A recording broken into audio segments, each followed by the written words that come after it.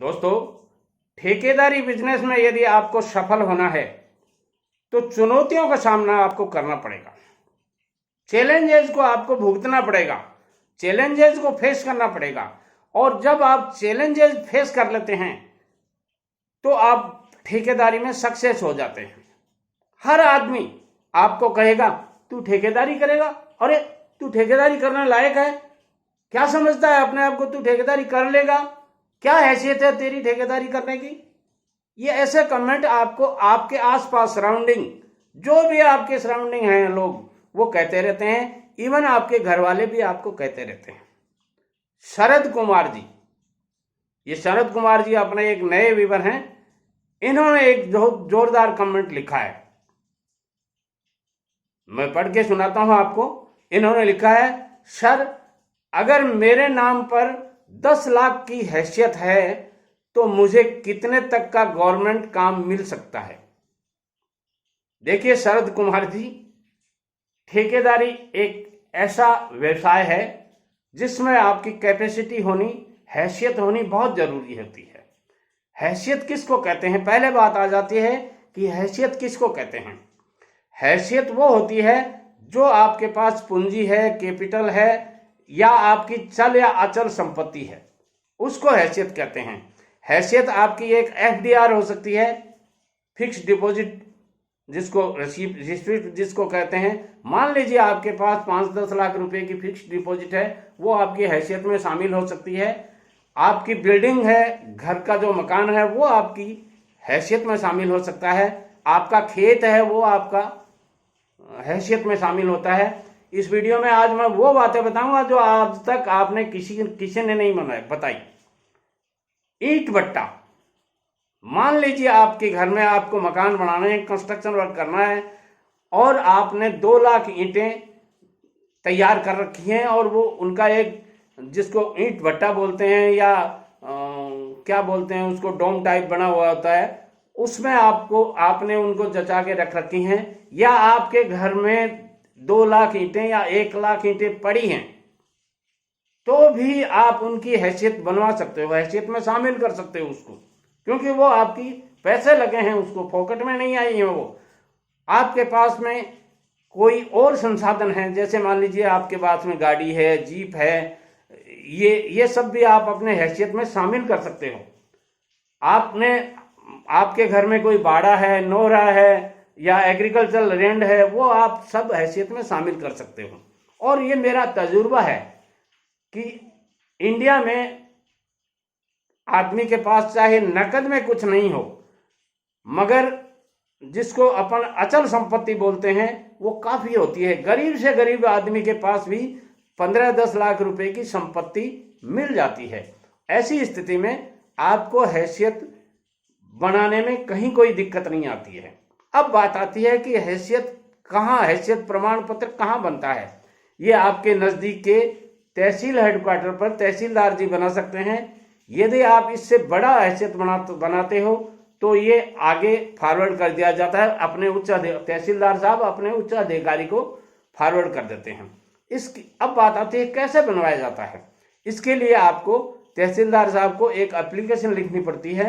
Application में आपको लगाना पड़ता है कि मुझे इतने लाख तक का हैसियत प्रमाण पत्र की आवश्यकता है, और वो ये भी पूछते हैं कि क्यों आवश्यकता है। तो आप उसमें बता सकते हो कि मुझे डी क्लास का, बी क्लास का, सी क्लास का, या आप जो भी ठेकेदारी करना चाहते हो उसका इतने तक का हैसियत प्रमाण पत्र की आवश्यकता है। उसके लिए मैं ये हैसियत प्रमाण पत्र मांग रहा हूं आपसे। तो वो क्या करेंगे, उनके पास जो ही आपकी एप्लीकेशन जाएगी, उस एप्लीकेशन पे वो फॉरवर्ड कर देते हैं कि पटवारी हल्का को भेजा जाए। तो पटवारी हल्का फिर रिपोर्ट करता है कि इस आदमी के पास में इतनी, एक हवेली है, एक बाड़ा है, एक नोरा है, एक खेत है जिसकी इतनी वैल्यू है, बाड़े की इतनी वैल्यू है, खेत की इतनी वैल्यू है, ईंट भट्टे की इतनी वैल्यू है। मैंने खुद ने बनाया है, मैं मेरे अनुभव बता रहा हूं आपको। मैं ये किताबों में लिखी हुई बातें नहीं कहता हूं, मैं इस खोपड़े में, मेरे भेजे में जो लिखा हुआ है वो बताता हूं। मेरे जिंदगी का जो तजुर्बा है वो आपके साथ शेयर करता हूं। हाँ, आजकल कुछ नियम चेंज हो गए, इन नियमों को चेंज करने के, इनको सीखने के लिए आपके पास बहुत से साधन हैं। उनसे आप सीख सकते हो। मैं आपको जो भी बताता हूं उनमें से 90% बातें मेरे अनुभव की, मैंने जो ठोकरें खाई हैं उनकी बता रहा हूं। वो आपको पटवारी हल्का को भेजेंगे, पटवारी हल्का वो रिपोर्ट करके तहसीलदार साहब को भेजेगा, तहसीलदार साहब उस वैल्यू जो पटवारी ने निकाल के दी है उसी के बिहाफ पर गिरदावर को कहेंगे कि इसकी जांच की जाए दोबारा।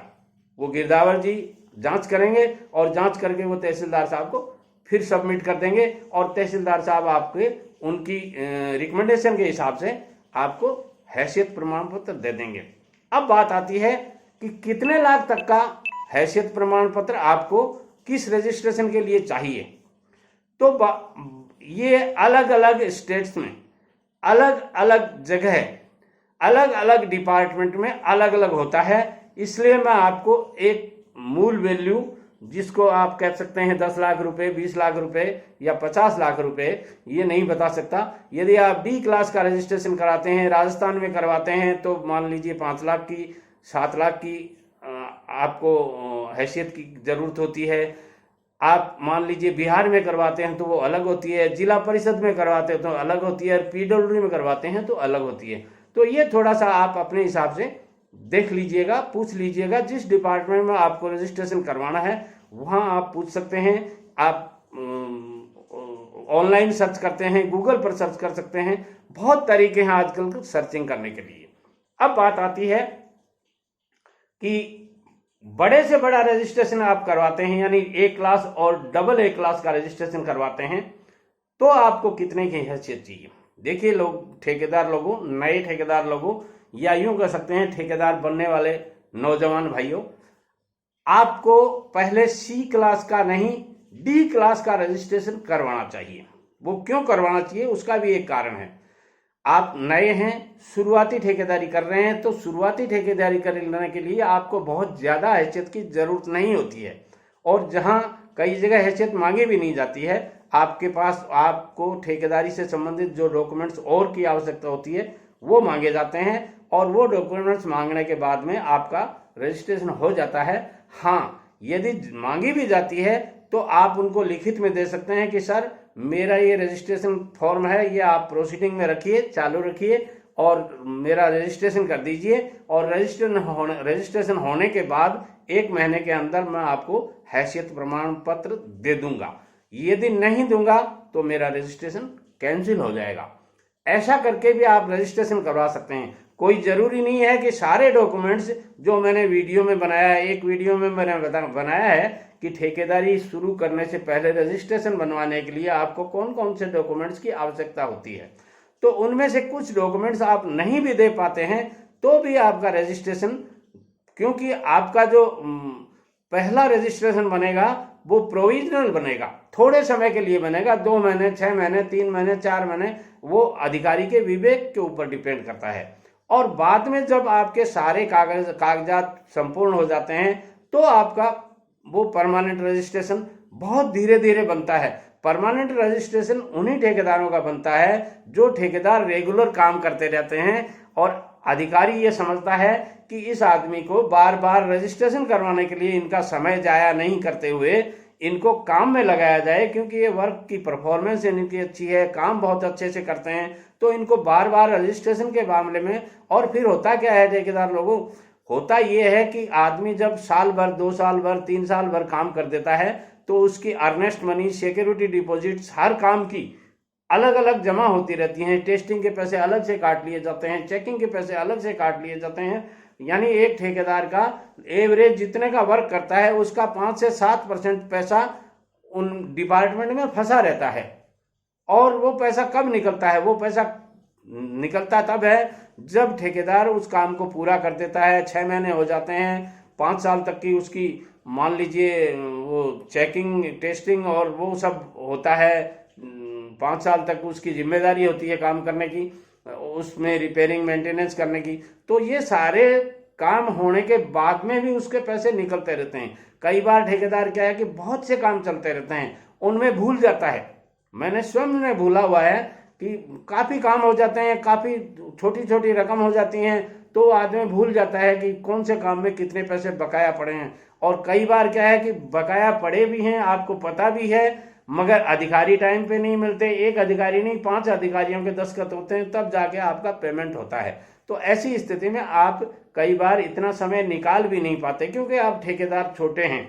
जब बड़े ठेकेदार हो जाएंगे आप, तो फिर आपके पास में 10 आदमी 20 आदमी आपके ऑफिस में काम करते हैं, तब आपको उनको गाइड ही करना होता है। एक आदमी को आप ऑफिस में लगा देंगे, ये अर्नेस्ट मनी पड़ी हुई है ये निकलवा के ला, एक आदमी को आप और साइट पे भेज देंगे, ये टेस्टिंग पड़ी हुई है वो सारी टेस्टिंग करवाओ, और टेस्टिंग करवाने के बाद में ये सारी टेस्टिंग निकाल के ला, एक आदमी को आप चेकिंग के लिए लगा देंगे।